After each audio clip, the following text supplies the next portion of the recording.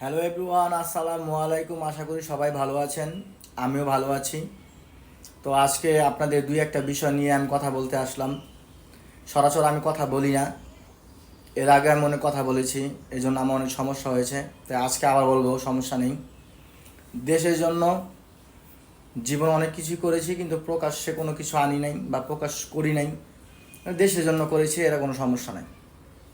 এখন কথা হলো, এই যে ধর্ষণ হচ্ছে প্রত্যেকটা জায়গায়, প্রত্যেকটা মহল্লায়, প্রত্যেকটা গ্রামে, প্রত্যেকটা পরিবারে, প্রত্যেকটা ফ্যামিলিতে কিছু কিছু জায়গায় আমি দেখতেছি যে ধর্ষণ হচ্ছে। এই যে ধর্ষণ হচ্ছে, এই ধর্ষণের বিচার শুধুমাত্র মৃত্যুদণ্ড তো দিবেই, মৃত্যুদণ্ড তো তাকে দিবেই, কিন্তু তাকে জনসম্মুখে সেই ফাঁসির কার্য দিবসে তাকে ফাঁসি দিয়ে এই আমাদের বাংলাদেশের জনগণকে দেখালে, তাহলেই আমি মনে করি একজন ধর্ষণকারী যে ধর্ষণ করে তার বুকে একটু হলো নাড়া দিবে, যে আমি যদি ধর্ষণ করি তাহলে আমার ফাঁসি হবে বা জনসম্মুখে আমাকে ফাঁসি দিবে। তো এখন আমার কথা হলো, এই আইন কেন করা হচ্ছে না? এক। আর দুই নাম্বার হচ্ছে, আপনারা একজনকে ধর্ষণ করে, আরেকজনকে ধর্ষণ করে, এই করে সেই করে মানুষকে মেরে ফেলে, এগুলা কোনো সমাধান না।